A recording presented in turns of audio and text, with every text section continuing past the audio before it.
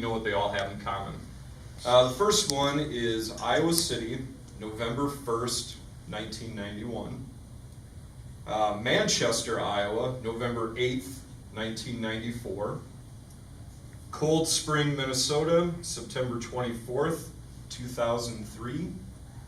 Red Lake, Minnesota, March 21st, 2005. And this will probably give it away. Parkersburg, Iowa, June 24th, 2009. Not tornadoes. School shootings, yep. And when I first saw this list, actually there was some that surprised me. I was in high school in 1991 when Iowa City had one. That was actually at the university. Manchester, Iowa, at West Delaware. I didn't remember hearing about that one at all, but that was a disgruntled parent came to the office and I believe shot through the window, perhaps, I think is what it was.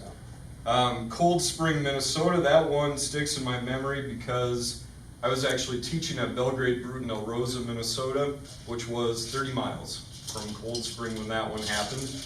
That was a high school student that went into the locker room, shot two classmates, and actually a teacher came in, a PE teacher, told him to stop. The student did, handed over his gun. So that was Cold Spring, Minnesota. Red Lake, Minnesota, that one also sticks out in my mind because that school was an hour away from where I was teaching. And that was a student, had killed his grandpa at home, went to school, shot the school resource officer, and went in and shot up that school. And then Parkersburg, Iowa's Ed Thomas in the weight room. So all of those are either in our state or within a state away.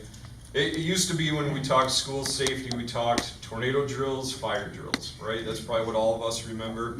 It's gotten quite a bit more complex than that, to the point where the state of Iowa just this past year is requiring every school to have a safety plan and do drills yearly with students, not just on tornado and fire drills, but now on active shooters. So it's gotten to be that common of a thing now. Again, I remember back when I was in college and Columbine was, everyone heard about that. That was the big school shooting. And boy, we didn't have a clue what was coming, did we? As far as how much more we hear about it now, how much more they happen. The reason that I think this is important for all of you is because it's not just schools. It's important for you because I see faces here that I know have kids in our school. I know some of you have grandkids in our school. At the very least, you know teachers in our school district. So school safety is important because of that. But it's not just schools. And I just saw this statistic. 21% of shootings happen in the school setting. 21%. And these are the mass shootings that you hear about. 43% happen in the business world. So double what you hear about in schools. Schools make good news because you're dealing with kids. People care about the business world, but when we're talking kids, people really get in tune. You get viewers that way. But double that is what's happening in the business world. And so Tom Lindauer might not give someone a loan. That might make or break this guy's marriage. And he knows Tom Lindauer meets at the Kiwanis Club every Tuesday. I'm going to go get Tom. And so that's a scenario that could happen. Someone could show up here. So these are things to think about, not only in the school setting, but also in the business setting. I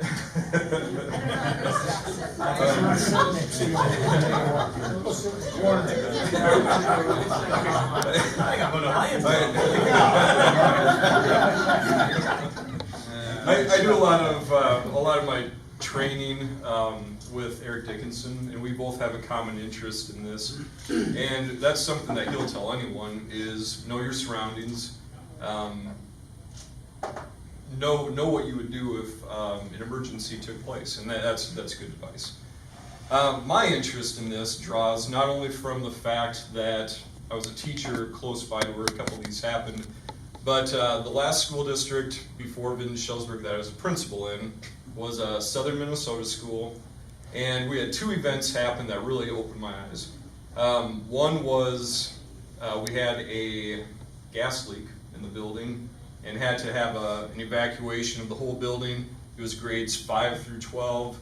And back then we hadn't really trained for that.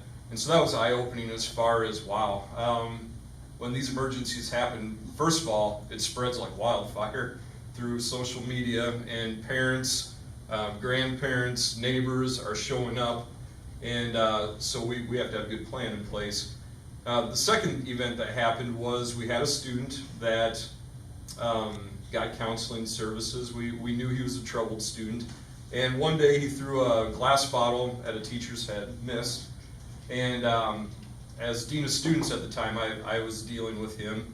We ended up sending him home. We had a school resource officer who just the way that the student had left our building, I said, why don't you go check on him? When the school resource officer got to his house, he was trashing the house, throwing furniture through windows, making holes in the wall. I mean, he was literally destroying the house. They took him, put him in a placement, and a day later he hung himself. And from that, his friends came forward and said, hey, he told us last week, and this is when, if you remember the Virginia Tech shooting, the man that did that was a student from another country. And this kid at my school said, the foreigners are getting all the attention, I'm going to one-up them and show them what a white kid can do. And he had shared his plan for how he was going to trap everyone in the auditorium and take out as many as he could. And again, this is the school I was at. We're finding this out after he passed away. And doing some checking, we found out he had the resources. He had guns at home, and who knows? It could have been my school. So that's why it's important to me. Since then, it's something that weighs on my mind. In my role, we need to protect our kids. So, like I said, Eric Dickinson and I have worked closely together on this, and I think our school's in a good place. With what the state passed last year, I've been to some meetings talking to other principals. I think we have one of the best plans that I've heard of. And there's a lot of schools that are really scrambling. I can assure you Vinton-Shellsburg is ahead of the curve on that. So just some things to share that we do have in place. I put them in 3 categories: things that we do that are preventative, the plans that we have in place, and then the training that we give. I'll go with the preventative first. Since Mary Jo's been here in the last few years, we've done some things with our locks. All classrooms have a locking door, so if something were to happen, they'd be able to lock the door quickly. If you've been to the schools recently, you've probably noticed something you never thought schools would have to go to, and that is you have to get buzzed in. Has anyone been there since we've had that? Where you have to go up to the door, push a buzzer, once they establish who you are, they let you on in. And that's a school safety measure. Again, we never would have thought of even 20 years ago that schools would have to go to that, but that's something we have in place. Just our procedures as far as visitors checking into the office and making sure that you have name tags so that when you're walking through the halls, we know that you've checked in the office. We know that you're a visitor there for a reason. I know when we very first did that, we had quite a few parents that would say, everyone knows me, why do I have to do this? Well, the case is, not everyone knows. I mean, even if I went to the high school, most of the kids know who I am. We're Mary Jo. Not everyone knows us. And we're a big enough district, not all staff know each other. And so when you come to the school, if we ask you to wear a name tag, that's why, just so everyone knows that you've checked in and that you have a purpose in the building. So those are a few things. Our camera systems, we do have cameras throughout our buildings.